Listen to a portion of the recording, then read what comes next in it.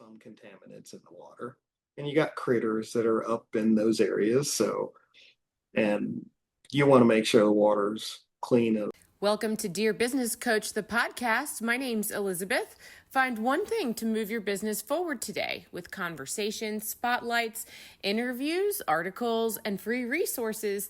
Listen and follow and subscribe on social media. Dear Business Coach pages and groups. Dear Business Coach podcast, LinkedIn, Instagram, YouTube, and don't forget Spotify, Apple, iHeartRadio, Amazon Music, anywhere you listen to podcasts. All it takes sometimes is one little thing to move your business forward today. My action board prop. Well, real quick before you do that, I did have a question on how long does it take before you actually put up the podcast that we usually do? Well, a month. Okay. Just And curious. actually, I just released your episode.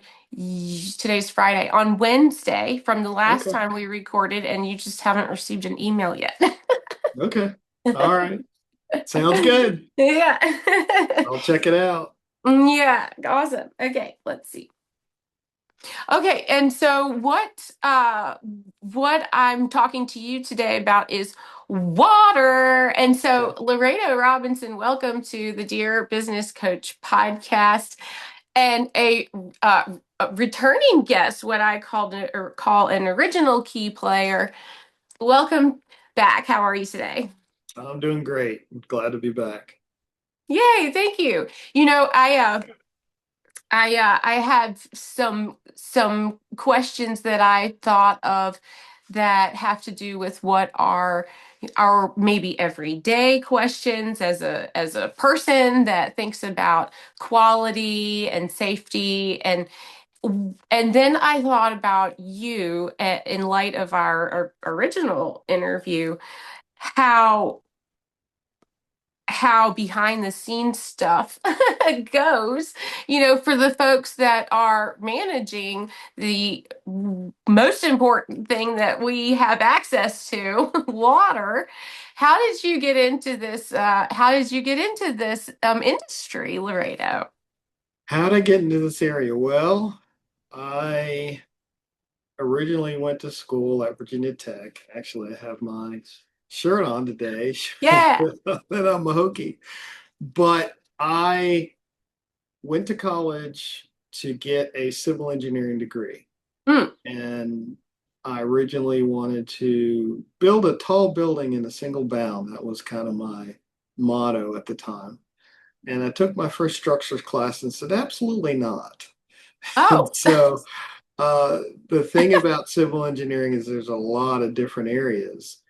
And I ultimately ran into fluids and really loved fluid dynamics and started getting into that. Now, when I started my career, I didn't start in the area of water, but once I moved from Northern Virginia to Blacksburg, Virginia, working with a company there, I started into the water and wastewater industry and stayed there for quite some time before moving to here where I am now, running a utility and really enjoy it. And so I've kind of been in this industry for at least a good 35 years, maybe. I'm thinking of that correctly. So I've been in it a while, quite a while.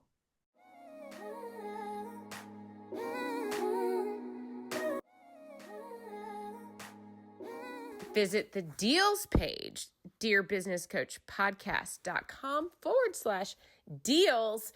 Get your coupon codes there for all of the retailers who support the Dear Business Coach podcast and are giving you a special discount for being a listener here.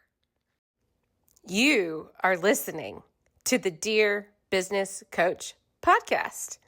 My name's Elizabeth Walker, and expert guests.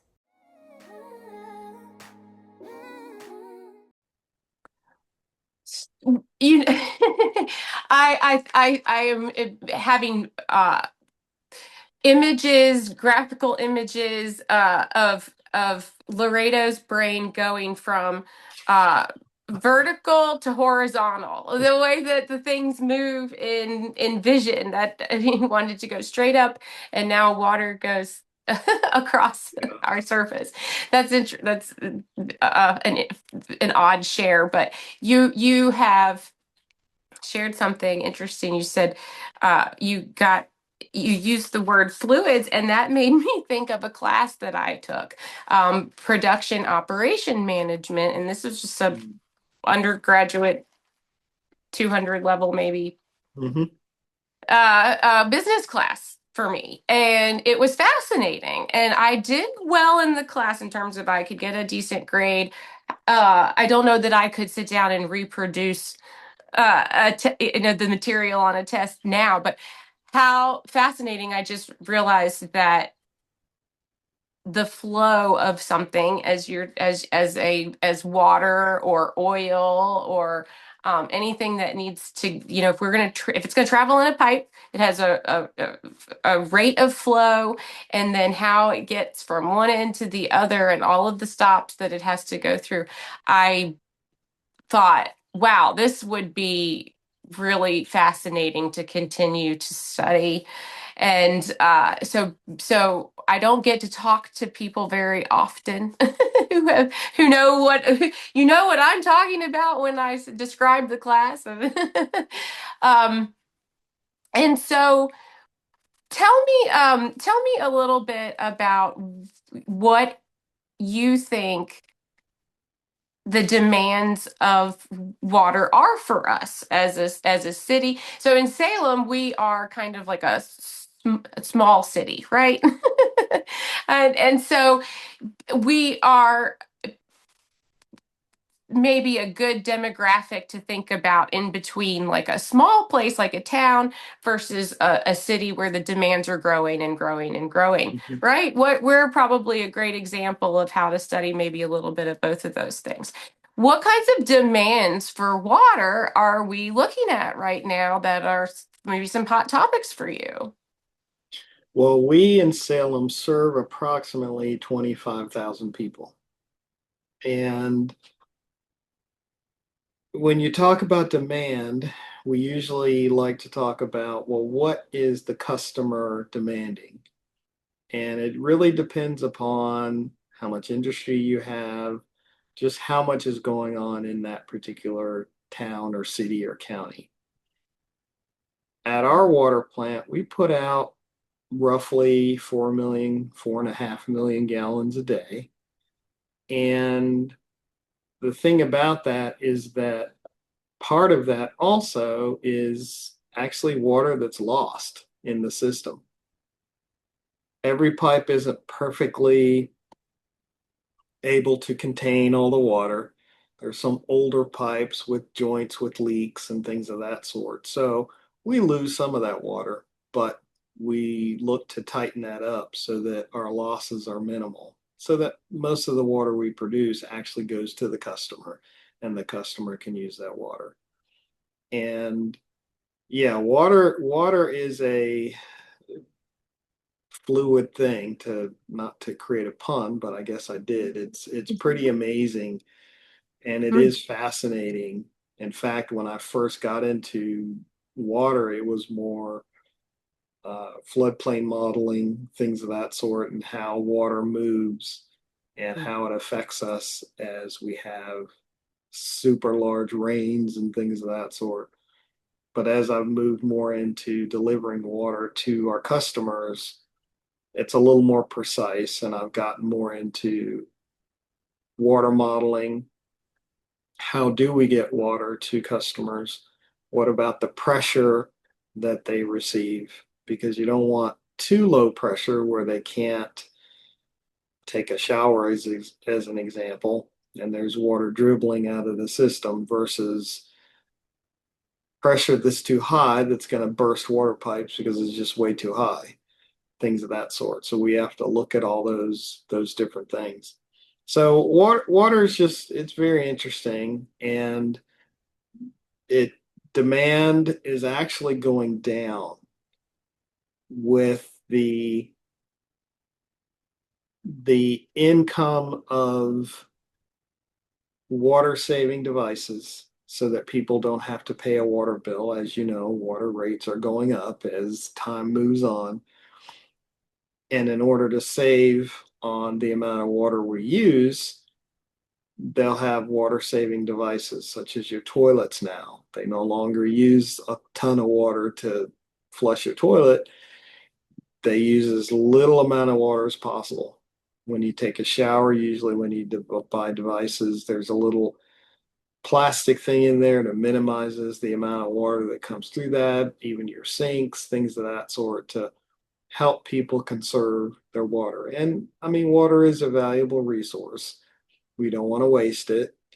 And fortunately, in our area, we don't have a restriction that's, for example, in the West Coast, the Colorado River, they're really struggling out there because they want to make sure that they don't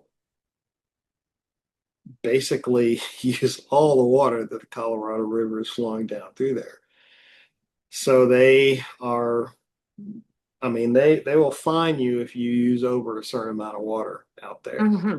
So here we don't have that kind of problem. But then again, all these devices coming out are using less water and we're producing less and less, putting out less and less. But of course, as the population grows, they're going to use more water as well. So it's the numbers we use now in our engineering analysis of how much water is going to be used in the future is a lot less than what we used to because of just the reasons I talked about just a minute ago. Oh, well, that is promising. That sounds really good. Yes, like you said, what devices you buy come with things that I would call like a governor of sorts, something that Mhm. controls. And so I think about where we live geographically very often, because I think we're really lucky to live where we live, and I think our quality of water here is is maybe higher than some places because we have the range of the mountain and the valley, and there's something about where we live where the quality of our water is nice here in the mountains of Mhm. Virginia and along the Blue Ridge Mountains. Jim, would you agree with that? Yeah, it depends on where you are in that demographic, but you're correct. It's or geography where you are. It does water is somewhat cleaner here. And I know some treatment facilities that get their water right off the mountain and there's nobody there and their water's so pure that in order to treat it, because you do get some contaminants in the water and you got critters that are up in those areas. So, and you want to make sure the water's clean of uh, what the critters put out. But the water's so clean that they actually have to add stuff to it in order to bind what's in the water to get it out of there. So it's an Hmm. interesting process. But I think the key or the problem, I should say, is primarily what industry is putting out, what the farming community is putting out, things of that sort. When we have fertilizers, pesticides, and then the industry putting out certain things, our rivers get contaminated and we have to pull those things out. One of the key things today is called PFAS or PFOS. And I'm not going to go through the full name of it because I'm Hmm. not sure I can pronounce it myself. But basically, people call them forever chemicals. And Hmm. those are the chemicals that just don't break down very well or if at all. And so when you get those into your plant, you have to remove them. And the way that usually is removed is through using some sort of graphite, things that activated carbon. I'm sorry, granular activated carbon is one of the common ways that they do that. And it's just we just have to keep on top of it because the truth is we can't get everything out of the water. I Mm. mean, we have folks that are taking a lot of pharmaceuticals.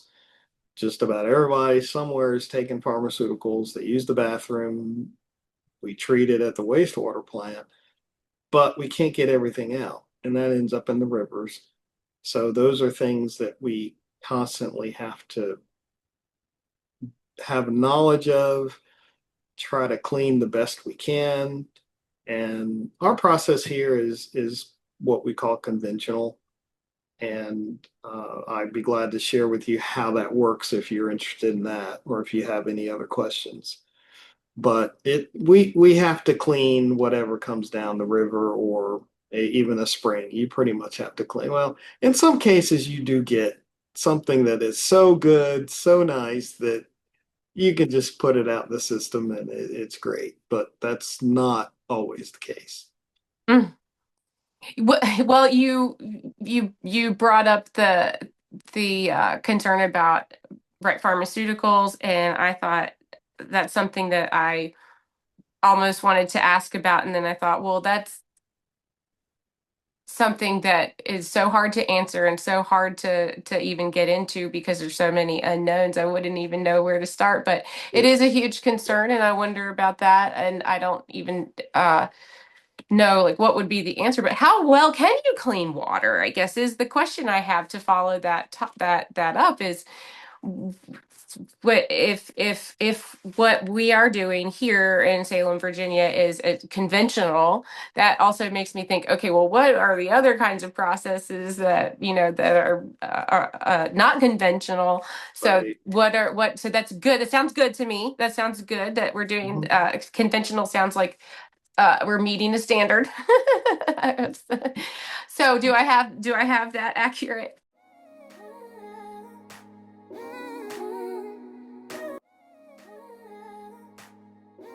Visit the deals page, dearbusinesscoachpodcast.com/deals.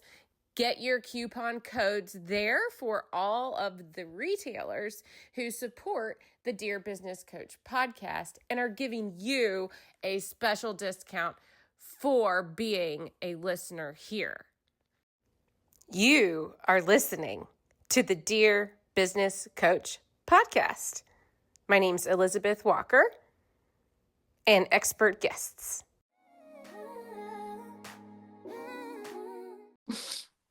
Yeah, I mean, the bottom line is that all of these things exist in our society. They're just standard pollutants that we have to deal with.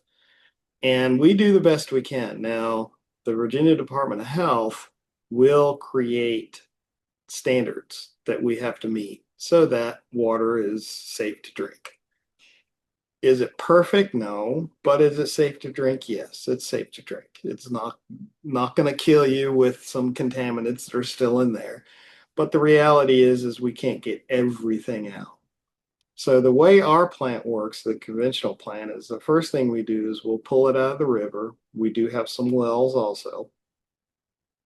And the first thing we do here, at least in Salem, is we'll put it through what we call a pre-sedimentation basin. What that is it allows just all the heavy stuff, all the sand, grit, mud, just to kind of settle out so that we don't have to deal with that at the plant. Once all that is settled and out of the way, we will send that to the water plant and we will add what we call a coagulant. And what a coagulant does is you have, just think about it this way, you have a negative. Let's say that the bad stuff that we don't want has a negative charge. Well, we add something that has a positive charge. Well, what happens with positive and negative? They attract each other.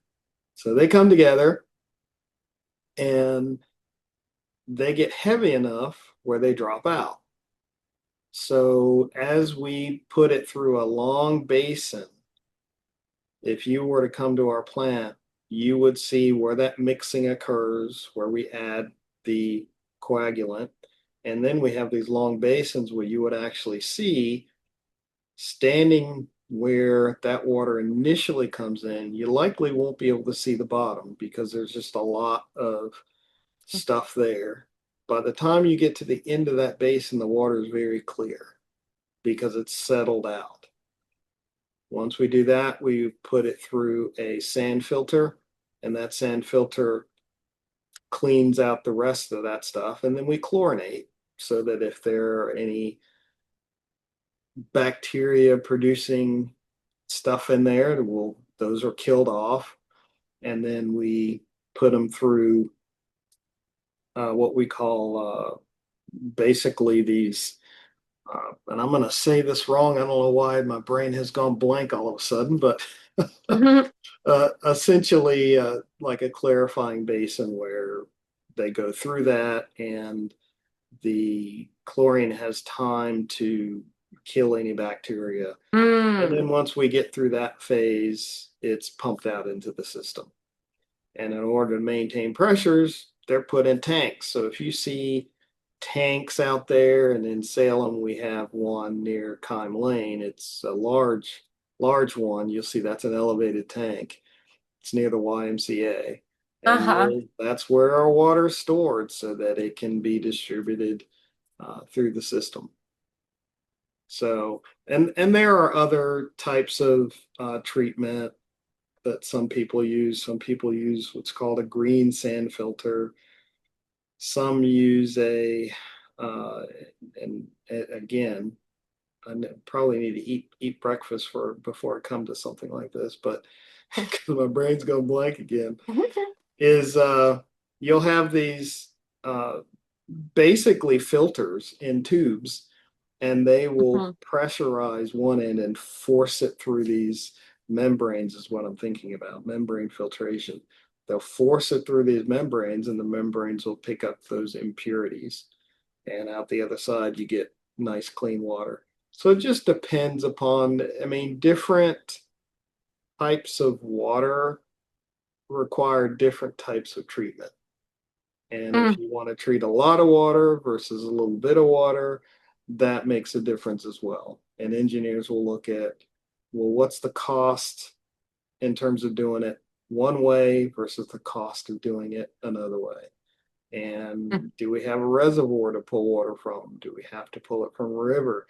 If we pull it from a well, is that well really pure? And how much treatment do we have to do? So there's a lot of different variables that go into determining what kind of treatment you need to get clean water to residents.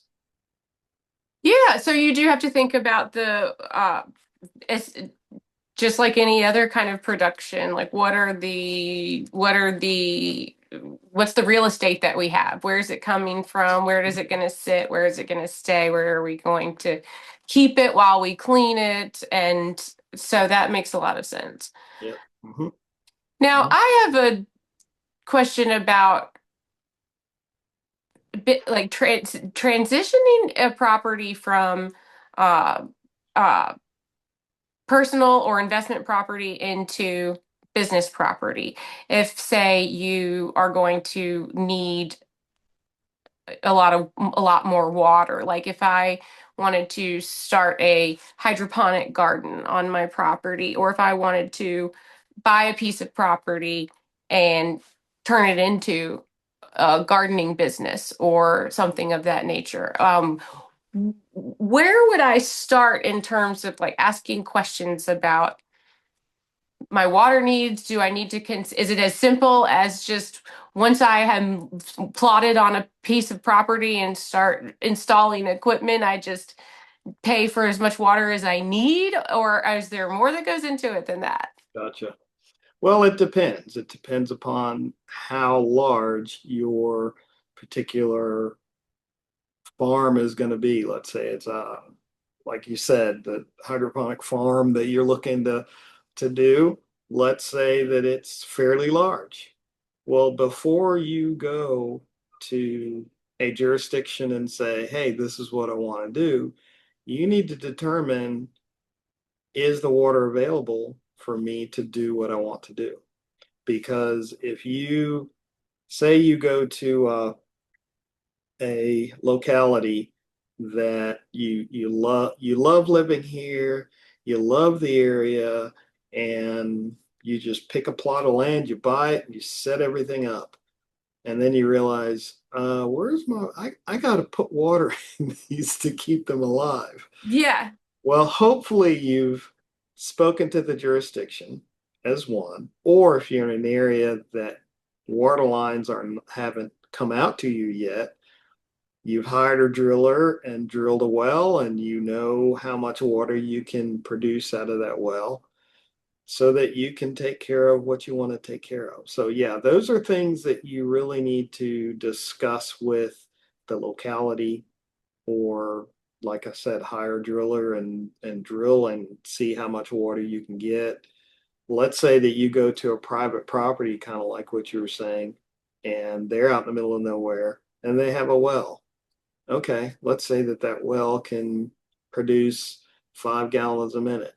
Okay, well, what are the requirements with the health department? Can I use that well 24 hours a day?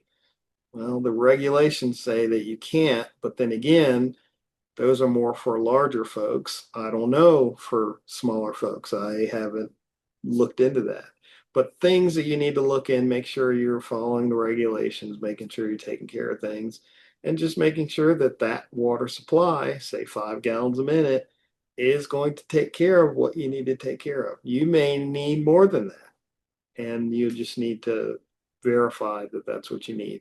So those are the things you need to consider if you are looking into something like that. Mm-hmm. Well, I also was just now that you're talking, I was thinking about a show I was watching the other night, and I think it was a town in Connecticut that has become known for their um, ground cover gardening. They just have the Hmm. most beautiful ground cover gardening, and they have apparently a lot of people in business in this area where that's what they do, and they just have a huge industry of ground cover. Hmm. Interesting. Beautiful flowers and ground covers. And also I think about in Salem, I don't know if we have any rooftop gardens, but I'm sure that, it's that's something that anybody can look into as well. Or um if you have a couple of acres, right? If you are growing your own product. I mean, and then also Mhm. in this area we have, now this is maybe a funny question, but so many Christmas tree farms, and Mhm. then they also supplement they supplement their businesses sometimes with other shrubbery that they provide Mhm. and side businesses that go along with that. But I don't know if they have to add irrigation or not, or how that works, right? So it depends on the product itself. Yeah. But yeah, so as my friends and family are very, very into gardening and growing food, and I have often made a joke that I probably, like, I'll never need to have a green thumb because everybody around me does. And that's kind of Yeah. how it works out. I'm afraid to have houseplants. But Yeah. everybody I know is into gardening and is obsessed with studying the farming in this industry. And we just have a really great area and climate to do things. Yeah, it is. It is. And if depending, I mean, if you're just at home, you got a backyard or even a big back garden in your yard, you're probably fine. You just need to make sure that you make sure that, hey, I'm going to be using a lot of water. Can I afford it? What are the rates? Things of that sort. But many people have wells, and once you have a well and it's in, of course you have to pay for the well, but usually you're just paying for the energy to pump that well. That's pretty much where you are. So uh, on the larger scale, what we have to consider is things like, for example, there's a data center coming to Botetourt. data centers take a lot of water, and Mm. usually it's used for cooling. So, can you provide enough water to make sure that data center stays cool? Mm. Even in, I mean, right now we're somewhat in a drought. So, Mm. how does that work out? How can we make sure that folks are taken care of, even in situations like this? And honestly, when there's a drought and you need water, it's conservation time. We eventually send out notifications saying, "Hey, we need to be careful. We need to look at what what the effect is happening through this drought and make sure everybody's taken care of." And sometimes they will say, "No, you can't water your lawn, and no, you can't. You have to be very careful how much you use in your gardens." So those are things that you just have to consider and take care of. And those tree farms, I don't know if they have irrigation systems or not, quite honestly, but it's likely trees like that probably don't need water other than their standard rainfall. But I don't know. I'm not in Mhm. that industry, so can't say. Right. That would be my first guess is they don't. So, but you do have a lot of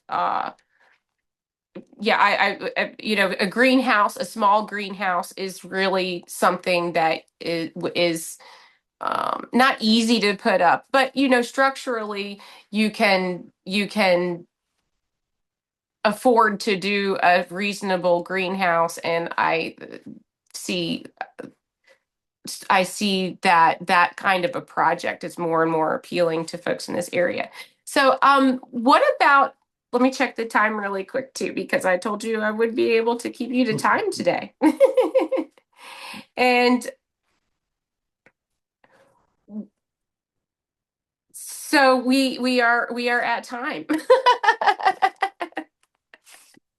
We are. Okay.